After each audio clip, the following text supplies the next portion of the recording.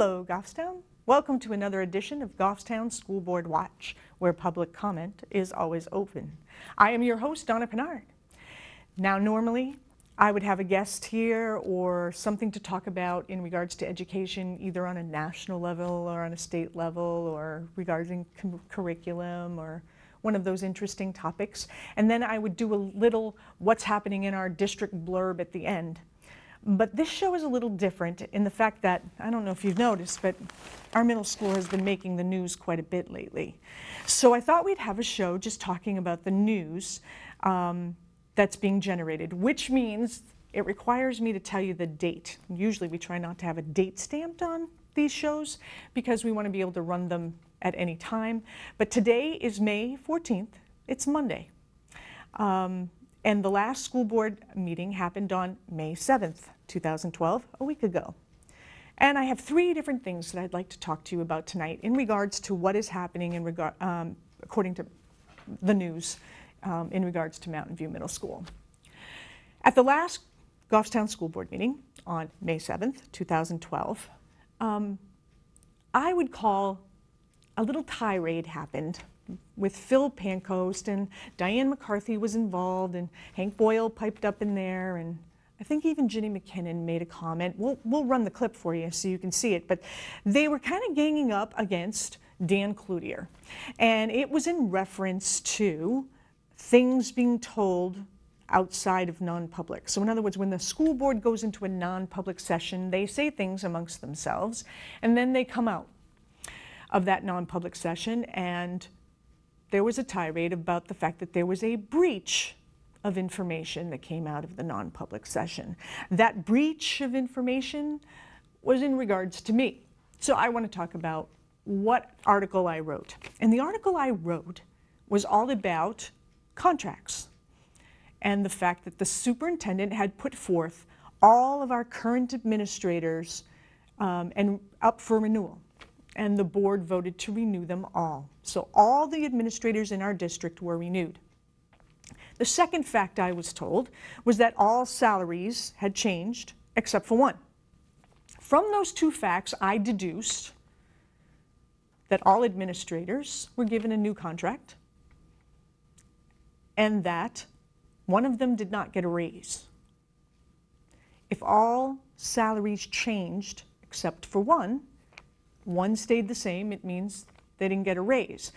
Now, I think it's fairly logical to figure out that all the changes that did happen went up.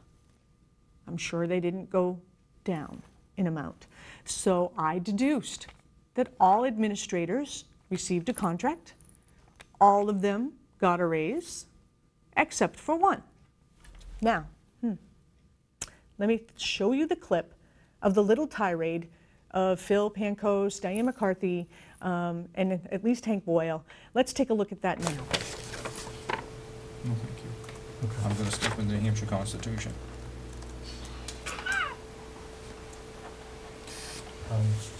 Can I ask what the issue is? Doesn't make any difference. He doesn't actually have to answer that question Well, no, unless he chooses doesn't, to. but I just think the New Hampshire Constitution does not say I have to buckle my seatbelt. I still know it's the right thing to do.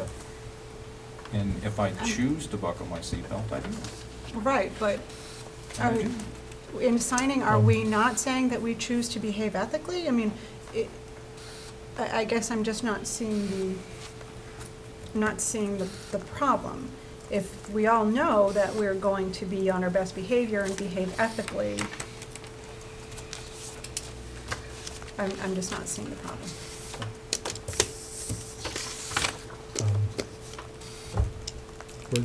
We're done. So, And again, as I said, I'm not sure that we're in a position to compel anybody here at the table to do anything. so If our dialogue is chilled as a result,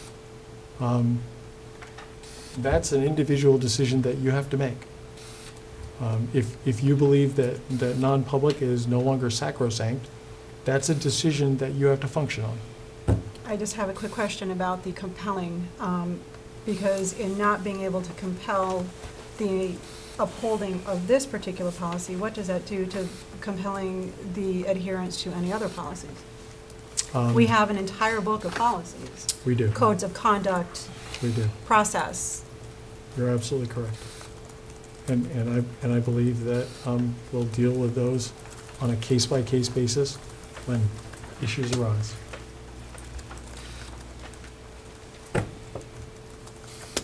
The policies that are adopted, that are in the rest of the book, are the policies that are authorized by state statute and DOE rules that are to be made for those who we oversee, not overseeing ourselves. That's the difference. And when the New Hampshire Constitution indicates how you work with yourself and how to do an RSA, it indicates, and it's specific in the Constitution that says an elected official, the only thing you need to do is swear your oath. That is it. No other law or anything can be compelled for an elected official. And there are rules surrounding that. Well, Dan, you're in favor of Robert's rules.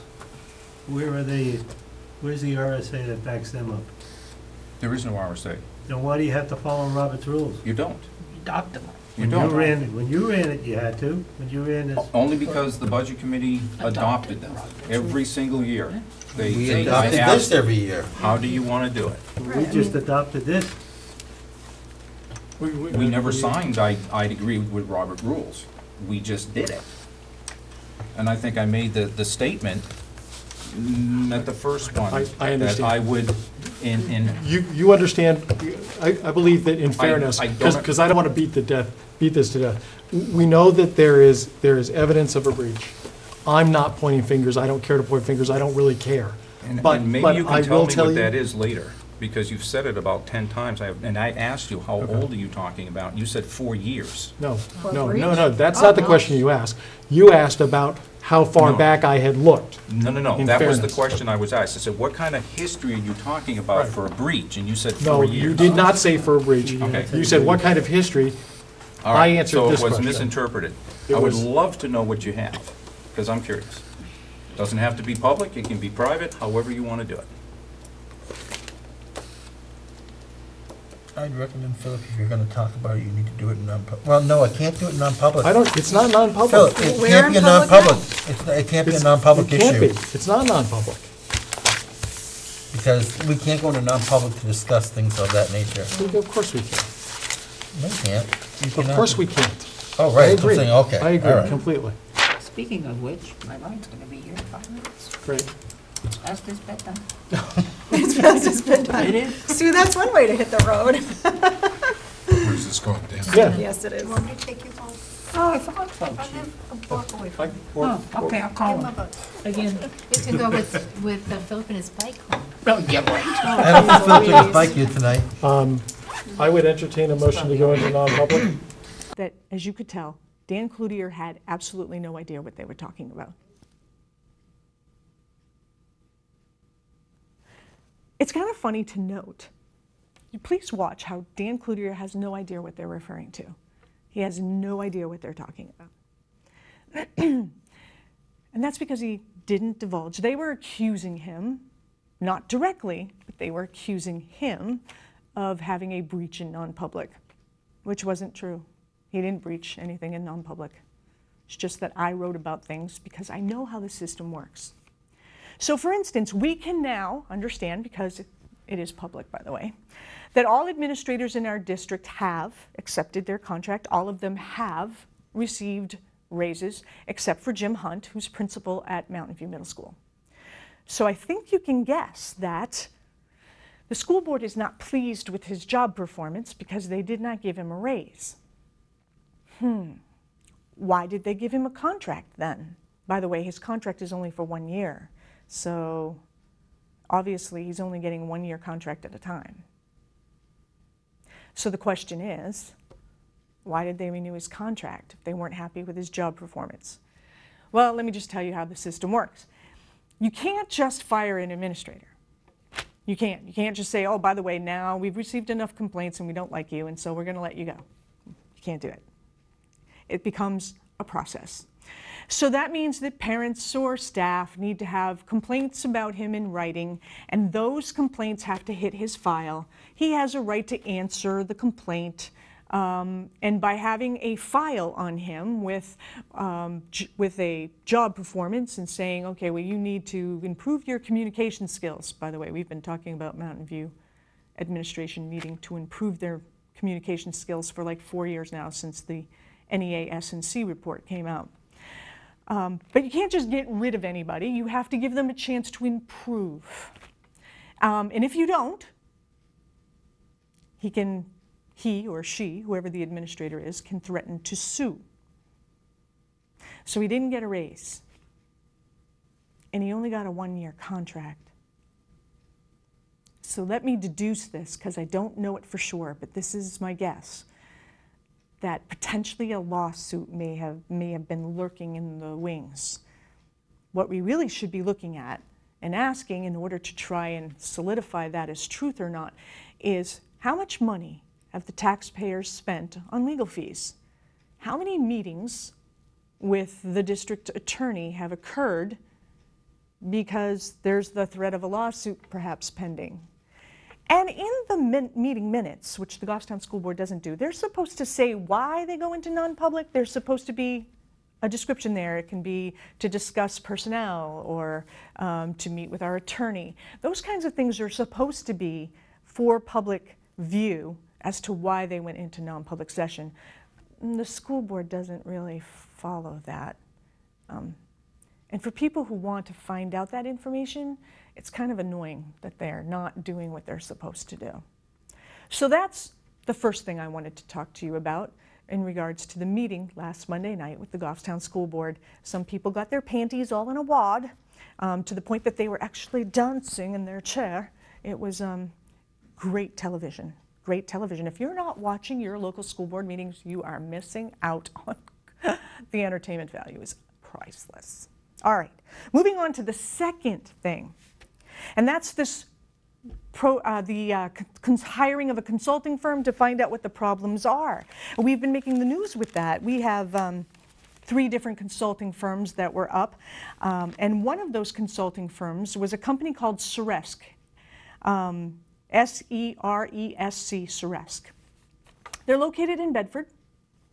And at the Goffstown School Board meeting, Dan Cloutier asked the question of the 3 consulting firms who have put in bids, or that we've requested bids from, are we sure that all employees are an arm's length away? We don't want any conflict of interest. We don't even want an appearance of a conflict of interest. So is everything an arm's length away? Let's refer to the clip where Dan Cloutier asks the board that very question. Thank you. The consultants for each of the 3, do they have consultants on staff, or are they going to be looking and hiring consultants to assist them because they're going to have, like, they're going to be contractor? Right, for the most part, they all have the main consultants on staff. Okay, but So there's possible they are going to... Yeah, so like one group talked about, for culture and climate, Howard Muscott, who does a lot with PBIS, who's actually working with the middle school right now on PBIS. They may bring him in. He's on their staff, but not as a consultant. He does PBIS with them, and so. But he may bring them in for a couple hours specifically to ask questions or to look at that information. For the most part, the key stakeholders, the key people doing the study, will be people on their staff. That's what they do. They come into schools and do these studies, or come into businesses and do studies. And do any of them have current connections? I just noticed that one, we already have a current connection. And I'm not sure if we want someone who has a current connection. Are they all pretty much enough arm's length to have a beginning, fresh look and no preconceived notions coming in either direction? Yep, I think all 3 of them. I mean, we have one that's based in New Hampshire, which certainly will have more information. That may be good, that may be bad. I think that's what we're going to weigh when we look at all 3 of them, what they bring to the table, because they do bring different things. I think, as I said, one is local, so they do get that New Hampshire flavor. They get a good understanding of what New Hampshire is like. One is out of Boston, so that certainly brings an out-of-state perspective, but also somewhat local in the Northeast. The other is a national company that brings a very national perspective. So it's 3 very different organizations, 3 different styles. Interestingly, you talk to them and they're all common in the same thing, but yet they approach things differently. So that's the thing that we'll have to weigh, is which approach is the best for us to get the best information. All right, so you will notice Dan Cloutier asks the question. The vice chair, Diane McCarthy, sits there and says absolutely nothing. And Stacy Buckley, the superintendent, assures with the nodding of the head, no problem, everything's an arm's length away, there's no issues. There will be no appearance of a conflict of interest. Well, Bill Wynne of GoffstownToday.com, which is a media publication online here in Goffstown, heard from different sources that Diane McCarthy actually works at Ceresc, which is one of the 3 companies putting in a bid to do the consulting. Ceresc, by the way, happened to be the lowest bidder. So what are the chances that Ceresc would have been chosen, since it was the cheapest? So we heard Bill Wynne contacted Diane McCarthy to ask her, is it true, do you work at Ceresc? He received a phone call back, not from Diane McCarthy, but from her husband. And her husband told Bill Wynne that his wife did not work at Ceresc. No. She was grant funded. Her salary comes from a grant, and therefore she doesn't work for Ceresc. That's interesting, because Ceresc gets the grant that pays her. I think we might be having a little word game going on. Just possibly a word game. But my daughter works for the state of New Hampshire as a bank examiner. When she goes out to examine whether or not things are kosher amongst licensees, the licensee pays the bill. So I suppose she could say, I don't really work for the state, because the licensee actually ends up paying for the work that I do when I go out. Yeah, okay, my daughter works for the state of New Hampshire. I mean, you can play those kinds of games, those little word games of who's actually paying my salary, therefore I don't work for who. All right, Diane McCarthy has now admitted that she works for Ceresc. And she admitted it only because the Gerard at Large show, which is a radio program here in Manchester. Their studios are located right on Mast Road above Jacques' Flower Shop. He jumped on the bandwagon and he began to ask Diane McCarthy whether she worked at Ceresc, and he provided the actual Goffstown School Board policy that says you need to reveal those types of things, even if you're not getting any monetary money or financial gain from hiring the company you work for. You need to reveal that there's the appearance of a conflict of interest. In an email response back to Rich Gerard, Diane McCarthy admitted, yes, I work for Ceresc, and I'm going to recuse myself from the vote. I don't have anything to do with the bid, and I'm not going to have any gain from it, but I will recuse myself from the vote. So I think Diane McCarthy needs to talk to her husband, because he doesn't think she works there. And then she was admitting that she did work there. And wow, just wow, something wrong with that. All right, now the other thing we have coming up is that there's a man in town named Ben Hampton who is willing to do the consulting at Mountain View Middle School and do the study for free, as opposed to hiring a consulting firm and paying. By the way, it's the least it would be $30,000, and they're saying the most it would be $60,000. But considering the fact that we've had 2 years of a default budget, and we've had all these cries of complete poverty. Last year they were saying that Maple Avenue School would have to be shut down if they didn't get their budget, and they ended up with a default. But we've ended up with a default 2 years in a row. And now they have the money to hire a consulting firm. And they claim they have the money because we had such a mild winter, so we have all this money that we had put aside for oil, and now we have it. But my argument to you is, just because we have it doesn't mean we have to spend it foolishly. I'm sure we could use that money for something that directly impacts students more than doing consulting at Mountain View Middle School. Especially since the school board members themselves could give up their time. They do get paid a stipend every year. And all along I've been saying that they should be doing interviews with people. Go ask, go sit down and talk. Give them anonymity, tell them there won't be any fear of reprisals, and go in and talk to staff. past and present. Just pick up the phone. If every school board member called 10 people, you'd have 90 comments. And then they could get together and deliberate the 90 comments. Now, some people say it would still be biased because there's so many people on the board that are rubber stampers and follow everything that Stacy Buckley tells them. Yes, Stacy. Oh, yes, Stacy. And they rubber stamp just about everything that she says without thinking it through for themselves. So a lot of people don't like that. They like the idea of a consulting firm coming in and doing an unbiased, but of course it has to be unbiased. Already, Ceres can't do it because they already look biased. It would be a conflict of interest, I think, if it just seems like it was already, predetermined outcome if Ceres did the job. Yeah. Well, Ben Hampton wants to do it for free.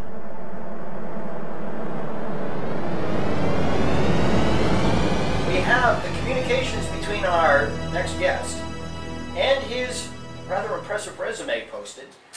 His name is Ben Hampton. We've taken to calling him the Nutty Professor here because he is willing to do for free what the town of Goffstown is looking to spend, or I should say the school district in Goffstown is looking to spend $30,000 to $60,000 on, and that's a study of the dysfunction, the obvious dysfunction, at the Mountain View Middle School.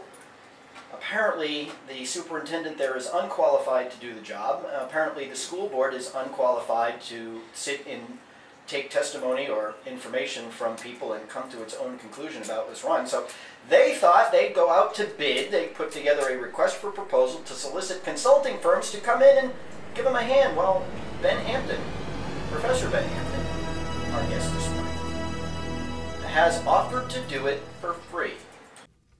Ben Hampton wants to do it for free.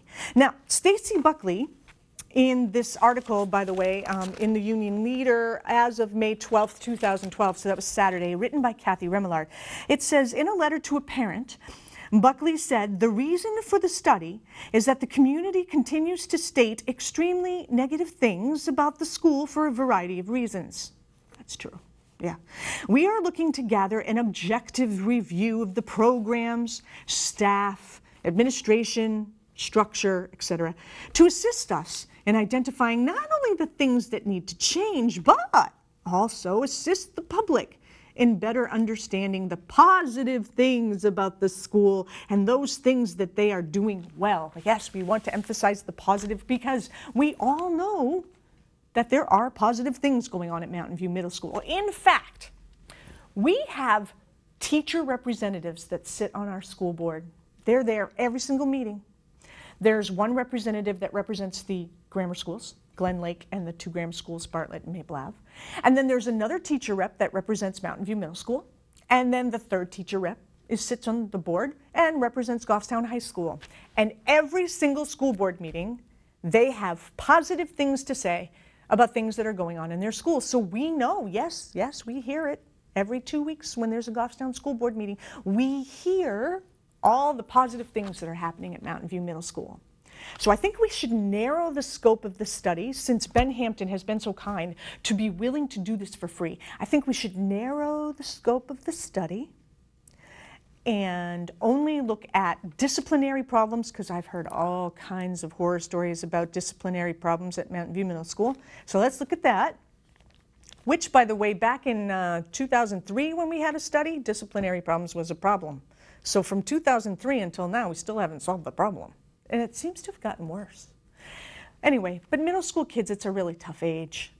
I think they need, in my personal opinion, I think kids that age need more structure rather than less structure.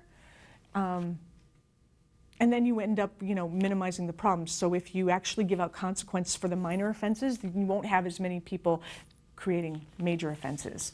And then kids can feel safe. Those poor kids who go to school and just want to do what they're supposed to do and be where they're supposed to be on time, prepared with a pencil. Oh, I know. It's a miraculous thought. But kids who want to do that don't feel safe when the teacher has to constantly stop to deal with the disciplinary problem and nothing gets done. And those kids tend to run wild. And then the good kid who really just wants to learn ends up feeling unsafe. So more structure rather than less structure is, in my opinion, what needs to happen in a middle school with that age group. So we need to look at the discipline problems. And then the other problem, of course, that I hear constantly, that I voice constantly, is the staff, both professional and paraprofessionals and other staff in the building, who say that there seems to be a problem, a disconnect. There's actual animosity between the administration and staff. So rather than working in a team spirit and in a family way to get the job done, it's more of an animosity and pitting people, administration against staff. And then there's all kinds of horror stories of different things that have happened individually to different teachers. So we need to look into that. And these teachers, and there's a perception in town that there's a process, as Stacy would say. Stacy would say that there's a process and the teachers need to go through the process. And they're not really going through the process. But that's not true, because there were plenty of teachers, myself included when I was at Mountain View Middle School, who went through the process, and lo and behold, their letter of complaint that was filed got lost. Miraculously happened. The SAU building is like this big hole, and if you have a complaint, it just poof disappears. It's an amazing, amazing, act. So no letter, gets put into an administrator's file when they do things wrong, because the letter of complaint all of a sudden is poof, gone. And I actually went in a non-public session to the Goffstown School Board and delivered my complaint in writing to them, and I don't know, I haven't heard about it entering anybody's file. I think it's like poof, gone. Amazing, amazing how that happens. So for those people who think that the teachers, as Stacy would say, are not following the process, they are following the process. They've seen their fellow teachers attempt to follow the process, and those fellow teachers who did follow the process, all of a sudden were being harassed in little ways, like having negative comments said to them in the hallway, or having their teacher team changed, or having their grade level, all of a sudden they're teaching a different grade level. Or they could even have their subject matter changed. If they're certified in more than one subject, they all of a sudden are teaching a different subject. And all of these things are used against them because they actually filed a complaint. So it's used against them. So where is GEA in all this? The Goffstown Education Association? That's a very good question. A lot of people in town ask me that question. Where's the union? How come the union's not doing anything about it? Well, last year, when the teachers from Mountain View and staff actually came to a school board meeting and they had a parent read a complaint for them, a parent volunteered to do that for them, the GEA president, as well as an officer of the GEA who is at the high school, the GEA president, Ginny Sinclair, is actually at the middle school, did come to that meeting and sit in solidarity with the teachers and the staff that showed up, having that letter of complaint read. So I guess you could say anything that's in the contract that can be grieved is being grieved. So there's a lot of tax dollars going towards grievances. There's even some lawsuits that have been filed. There's 2 disability cases that are now filed in the federal court. We're just waiting for a date that it will go on the docket, which would probably be a year from now, that the disability cases will go forward, and that's because teachers claiming that Jim Hunt and the administration didn't meet her needs for disability. So there's lots of lawyer fees and dollars, tax dollars. We need to find out, why are so many dollars being spent on lawyer fees? And how many dollars were spent on lawyers' fees before Jim Hunt arrived at the middle school? Someone needs to do that comparison. Someone needs to ask for a right to know. Those questions need to be answered.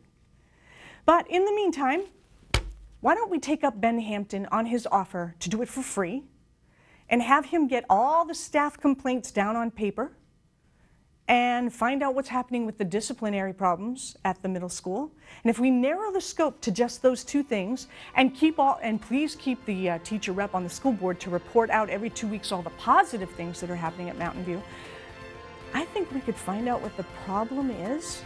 And the school board should have done this years ago, but I think maybe they might just, with more public scrutiny, get the chutzpah to make the necessary changes. Let's hope that happens. Thanks for being with me and for caring. Good night, Goffstown.